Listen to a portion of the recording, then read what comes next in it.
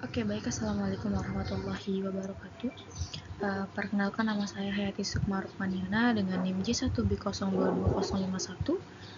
Di sini saya akan mempresentasikan mata kuliah Hidrologi Teknik dan Agroklimatologi tentang pengaruh unsur iklim terhadap pertumbuhan tanaman.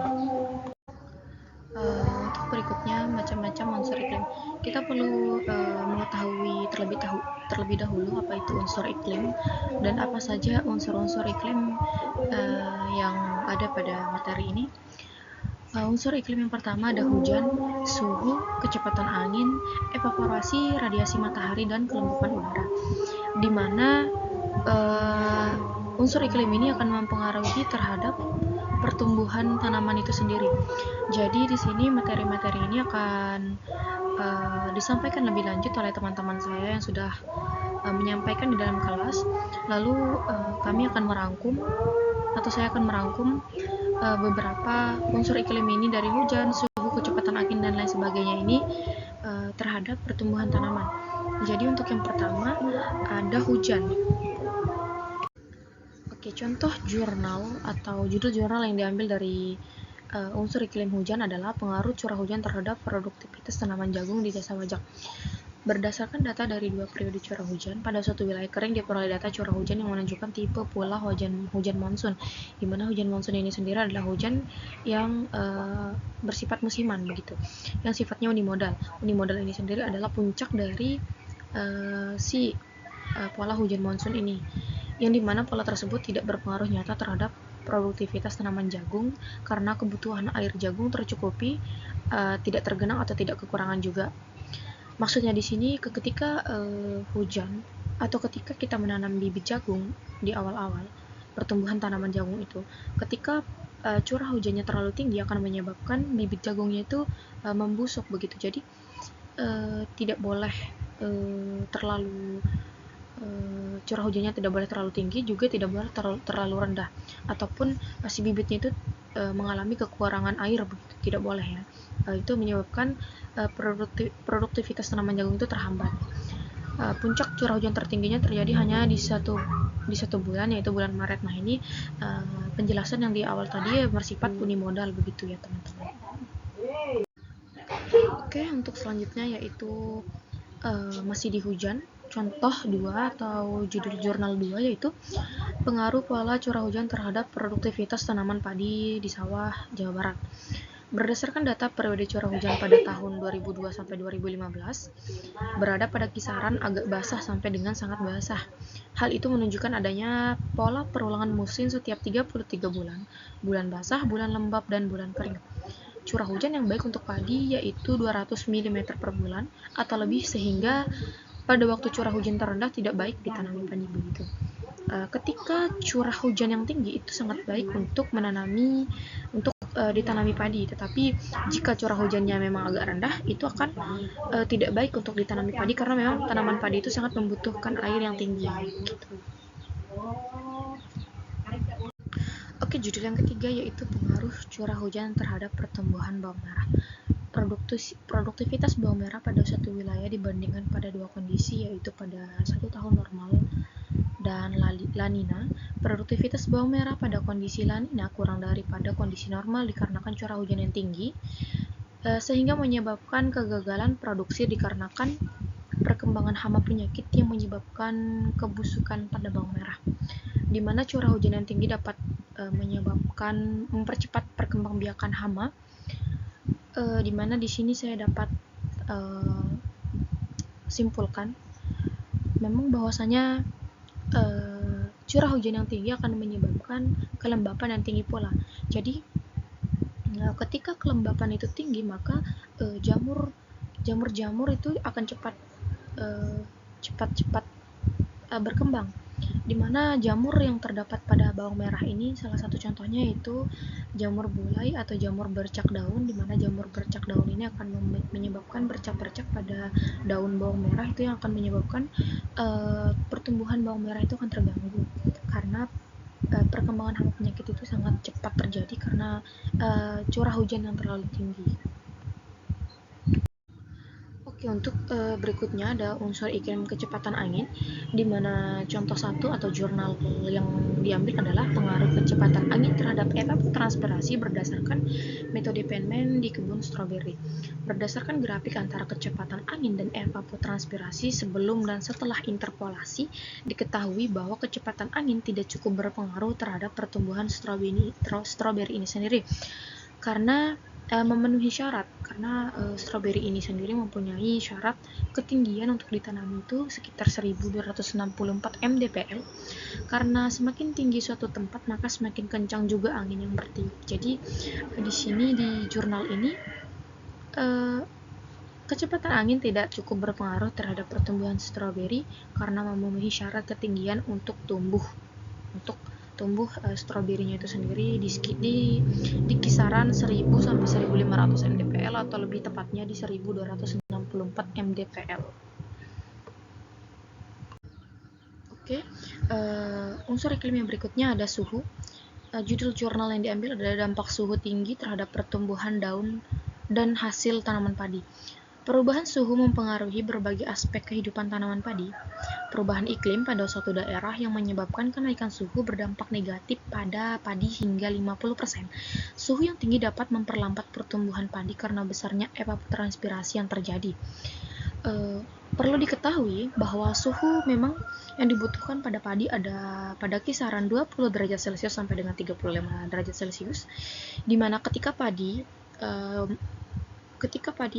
pada suhu kurang dari 20 derajat Celcius akan menyebabkan memperlambat pembungaan atau pembuahan pada si padinya, sehingga dapat menyebabkan produktivitas tanaman padi ini menurun.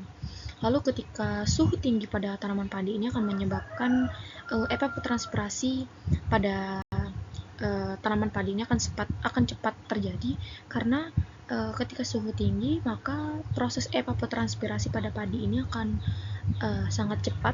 Jadi tanaman padi ini akan mengalami kekeringan yang berlebih. Untuk unsur iklim berikutnya ada kelembapan udara, di mana regresi linier berganda kelembapan udara dan intensitas cahaya matahari terhadap produksi tanaman padi di perkotaan. Berdasarkan data kelembapan udara, penyinaran matahari dan produksi padi, diketahui bahwa suhu mempengaruhi kelembapan. Semakin tinggi suhu, maka semakin rendah kelembapan udara, begitupun sebaliknya, semakin rendah suhu, maka semakin tinggi pula kelembapan udaranya. Kelembapan udara berkorelasi positif terhadap produksi padi sawah di Kota Medan karena sesuai dengan kelembapan untuk pertumbuhan padi di antara 80 sampai 85. Ini padi sawah di Kota Medan ini akan kelembapan udaranya berkisar antara 80 sampai 85.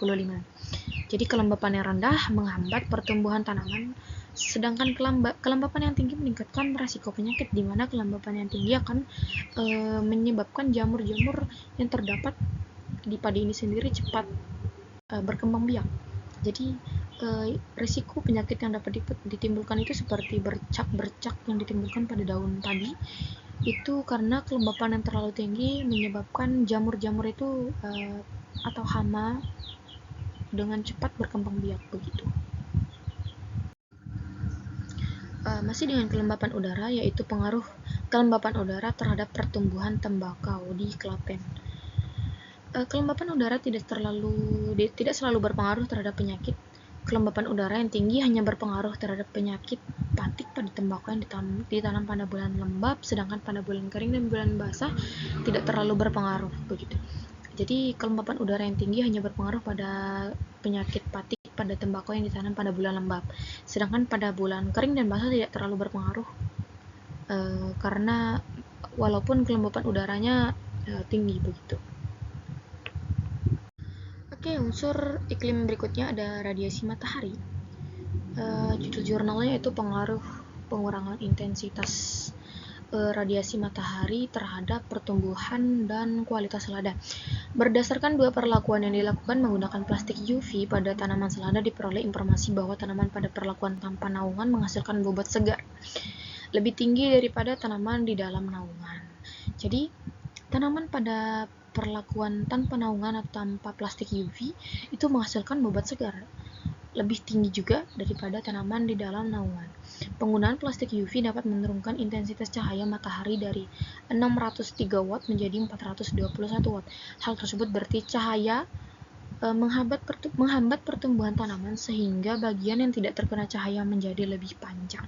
Jadi cahaya di sini di jurnal ini adalah cahaya itu sangat mempengaruhi atau menghambat pertumbuhan tanaman sehingga tanaman yang tidak terkena cahaya matahari menjadi lebih panjang atau lebih tinggi begitu. Untuk berikutnya ada intensitas cahaya. Dengan judul jurnal Sistem Kontrol Intensitas Cahaya, Suhu, dan Kelembapan Udara pada Greenhouse berbasis Raspberry Pi. Berdasarkan pengujian pembangunan yang dilakukan di dalam greenhouse dengan membandingkan nilai kelembapan yang didapatkan dari sensor dan Raspberry, bahwa pencahayaan dari matahari yang berlebihan dapat meningkatkan suhu dan menurunkan kelembapan udara. Jadi, seperti yang saya jelaskan di slide sebelumnya, semakin tinggi suhu maka semakin rendah pula kelembapan udara. Begitupun sebaliknya, semakin rendah suhu maka semakin tinggi pula kelembapan udaranya, sehingga mengakibatkan kerusakan pada tanaman. Oleh karena itu diperlukan kontrol kelembapan di dalam greenhouse untuk mengontrol kelembapan di dalam greenhouse itu sendiri sehingga kerusakan pada tanaman itu diminimalisir. Untuk unsur iklim yang terakhir yaitu evaporasi, di mana pendugaan evapotranspirasi bulanan tanaman pada sawah dengan model simulasi tanaman di daerah Papua. Berdasarkan pendugaan evapotranspirasi bulanan di lapangan dan simulasi yang diperoleh bahwa penanaman padi dilakukan pada bulan dengan tingkat evaporasi rendah, Desember, Januari, Februari, Maret, dan April. Kenapa kita membutuhkan bulan yang evaporasinya rendah? Karena ketika evaporasi atau penguapannya itu terlalu tinggi maka akan menyebabkan kekeringan pada tanaman sehingga pertumbuhan tanaman padi itu akan cepat terganggu. Jadi kita membutuhkan evaporasi dengan tingkat rendah, di mana pada bulan Desember, Januari, Februari, dan Maret, April ini juga sangat dibutuhkan pada tanaman padi karena di bulan ini evaporasi yang terjadi pada bulan Desember, Januari, Februari, Maret, April ini sangat rendah. Itu akan mempengaruhi juga pada pertumbuhannya. Sehingga kalau evaporasinya rendah, maka tanaman itu tidak akan terjadi kekeringan, begitu teman-teman. Oke, baik, terima kasih. Sekian presentasi dari saya. Lebih dan kurangnya saya pribadi mohon maaf. Terima kasih atas partisipasi teman-teman yang sudah menonton video ini. Terima kasih minal aidin wal faizin, mohon maaf lahir dan batin juga kepada teman-teman semua yang sudah menonton. Wassalamualaikum warahmatullahi wabarakatuh.